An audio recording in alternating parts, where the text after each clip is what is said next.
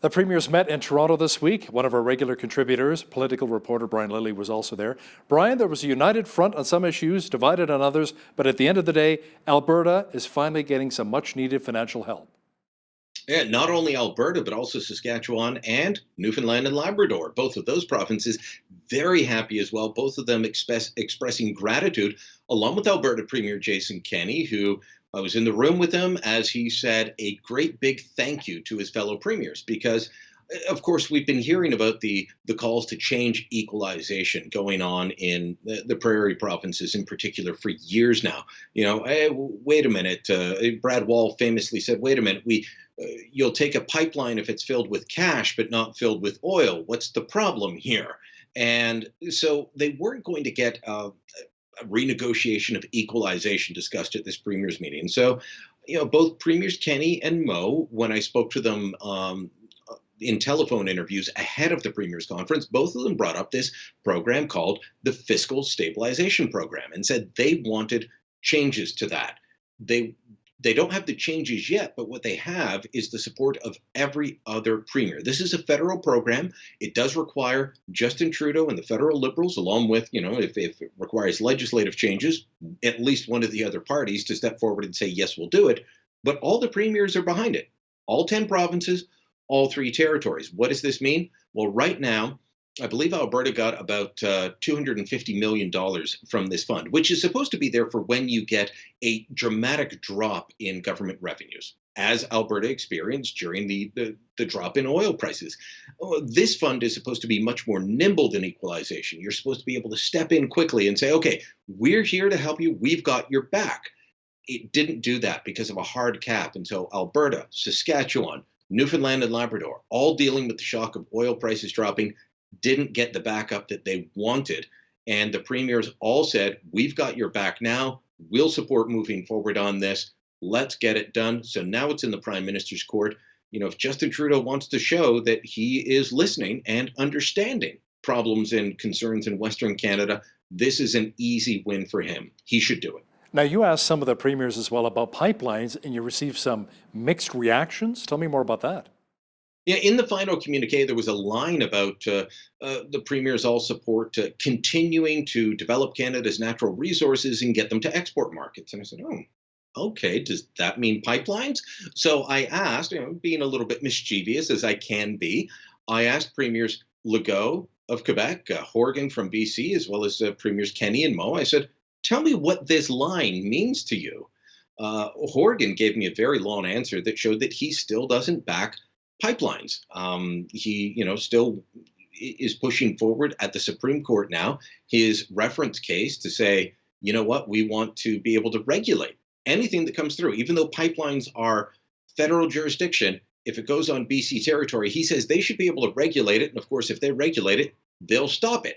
Legault leaned forward. He looked rather surly and said to me, you know our position and it hasn't changed, meaning they don't back pipelines. But both Kenney and Moe made the case that the premier should.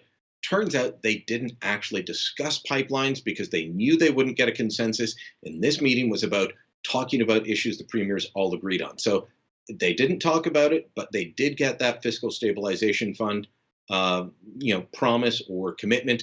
And that's something that left both Moe and Kenney leaving happy, even if they're still wanting on the pipeline side. Yeah, so if pipelines were not a major focus of the summit, and it was all about national unity, why are people saying it was very successful? Because at the end of the day, Alberta, Saskatchewan, and Newfoundland got some money?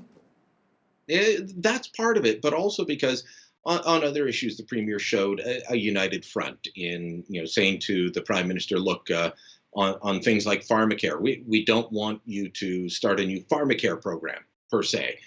When you want to do a cost-sharing pharmacare program, but you're not properly funding the existing healthcare system. So there's that, but also because a big part of this, and Ontario's Premier Doug Ford said this to me Sunday, kind of on the cusp of the summit starting before they went out for their dinner to get to know each other more. After some of them had been to a Leafs game the night before, he said, Brian, this is about building relationships. This is about getting people in the room so they're comfortable with each other, so that when there are issues, they can pick up the phone, talk to each other, and you and I know we talk back and forth on Skype now, Hal, and sometimes via text and via email. But you and I know each other from an in-person relationship, working together years ago. That can go a long way into understanding someone else, and that's what Premier Ford, as well as others, were all about. Yeah, I can tell you one quick story. You can see it on my Twitter feed.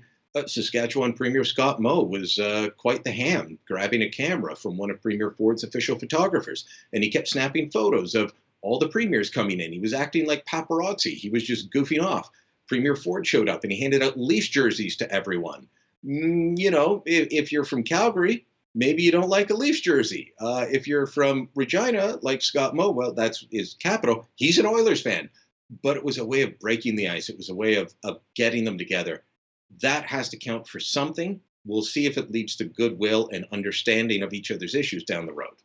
And Ontario Premier Doug Ford left for Washington, D.C., Brian. He's going to be introduced at a conference of conservative political parties by former Prime Minister Stephen Harper. But you also found out that he's in D.C. to press Canada's position on trade talks.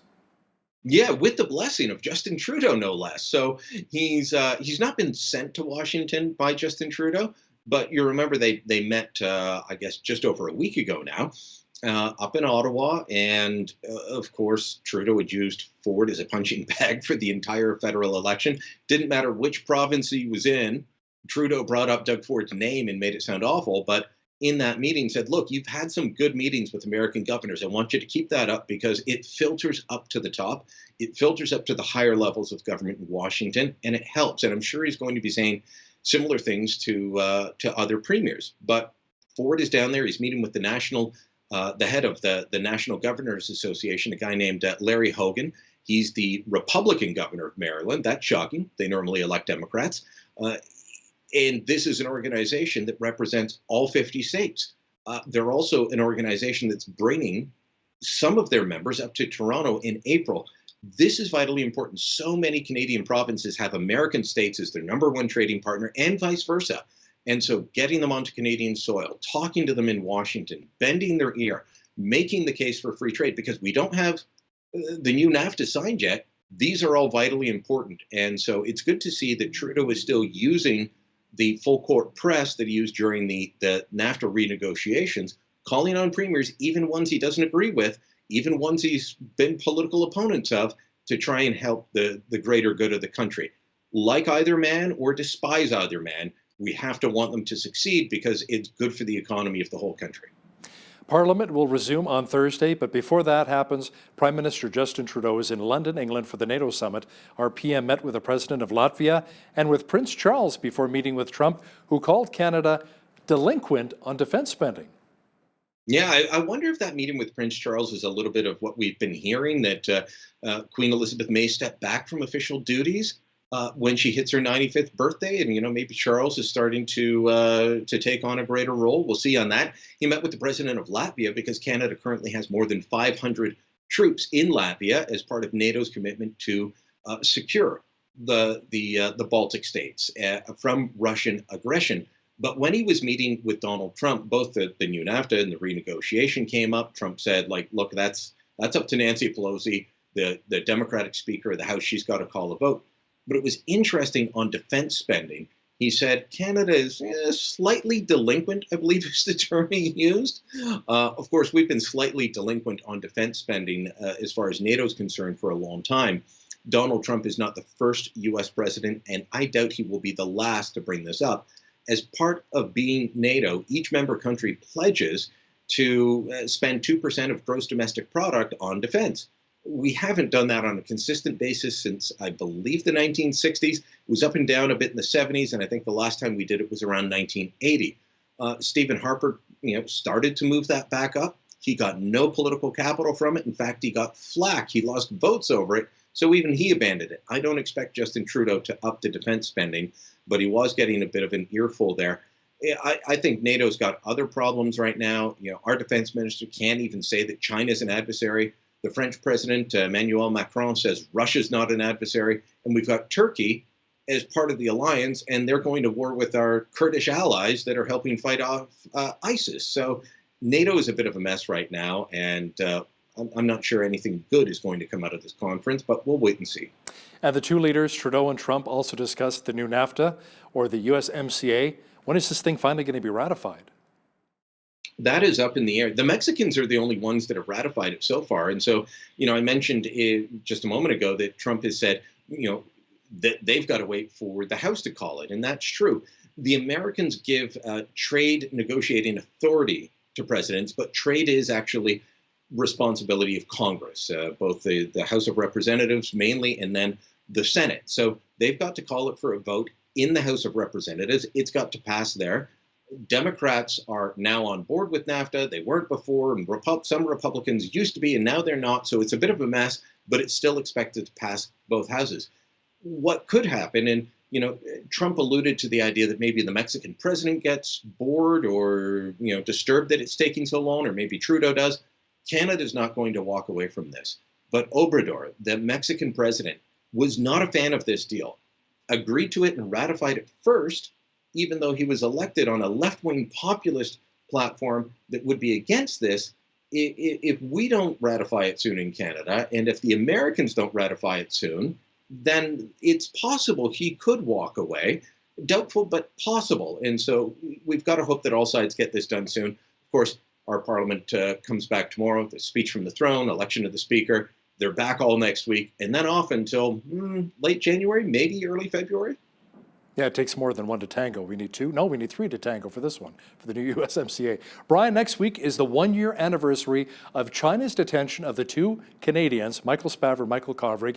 Now, these Canadians have been in detention with the lights on, while the CFO with Huawei, Meng Wanzhou, has been complaining about her living conditions at her Vancouver mansion. Yeah, and estimates range that it's somewhere between $5 and $10 million that this mansion is. I don't know Vancouver real estate. I think $1 million gets you a one-bedroom apartment in Vancouver, from what I hear. But I've seen photos of the home. It looks lovely. It looks luxurious.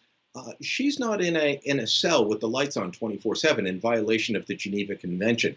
No one has taken away her eyeglasses. No one has said that she can't see her lawyers. In fact, she's got very high-priced lawyers from China, from the United States, from Canada, representing her. And part of the reason it's taken a year to deal with this extradition is that they're fighting it every single step of the way. These things can take a long time. I watched a University of Ottawa professor that France wanted on terrorism charges. It took years for him to be extradited. Then he went on trial, and he's back in Canada now because he was acquitted. But the extradition process alone took years. This could be going on a long time. So are the two Michaels, Michael Kovrig and Spavor, going to stay in this situation? The Americans got us into this mess because we honored our international commitments, as we should. I'm not on board with some of these crazy ideas out there. It's time for them to step up and do something to help us get the two Michaels out of arbitrary detention. I won't even call it jail. And a former deputy prime minister and a top Liberal, John Manley, has called for Canada to do a prison swap, send Meng Wanzhou back to China in exchange for the two Michaels. Yeah, that's one of the crazy ideas. I mean, Jean Chrétien, Manley's old boss, had said, "Oh, just let her go." He's now saying, "Let's do a prisoner swap." What kind of message does that send? What kind of precedent does that set for Canada? This may seem cold-hearted, but every single Canadian would have a target on their back anytime this country did anything that annoyed China. So it would basically, if we did this, Canadians should stop going to China. Canadians should stop being involved with China. I don't think this is the right way to go. I don't think this is a wise idea. And it surprises me that it comes from John Manley, a guy, minister that I covered extensively, both as a local reporter and a national reporter. He was always a thoughtful, considered cabinet minister, and this just seems out of step for where I would expect him to be, and it's not an idea that the Trudeau Liberal government should consider. Federal Tory leader Andrew Scheer was in Calgary recently for the UCP's annual general meeting. Where do things really stand on his leadership right now? It is so up in the air. Look, Andrew Scheer should have been in Calgary earlier than he was. I'll give you a bit of a backstory, a bit of a behind-the-scenes story. He was supposed to arrive, I believe that his speech was last Friday, and he was supposed to arrive late afternoon and work the room. He was supposed to, glad hand, talk to people, many of the folks that were at the UCP convention.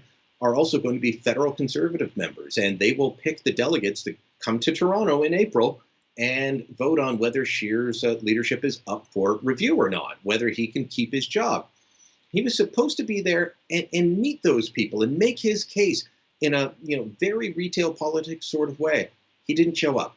His flight changed to land in Calgary at 7:45. Those airport hotels around Calgary as well as I do. It was in one of those. He showed up instead of his 8 o'clock speech time. He showed up just before 9. He left 2 hours later, shortly after giving his speech. This is not the way that you keep your job. And the reason that, if you want Andrew Scheer to stay in, the reason that is so disconcerting is you've got this, or multiple groups that are out there trying to unseat him, from social conservatives to red Tories to this group headed up by people like Corey Tenaik, former director of communications for Stephen Harper and our former boss at Sun News Network. So it's a bit of a mess, as one conservative was saying to me. The Liberals have gone very quiet as they watch the Conservatives attack each other and eat their own. A kingdom divided against itself cannot stand. One of our regular contributors, Brian Lilley, joining me once again from Ottawa. Thanks so much, Brian. Thank you, Hal. On behalf of all of us here at BCN, I'm Hal Roberts. God bless. Thanks so much for watching.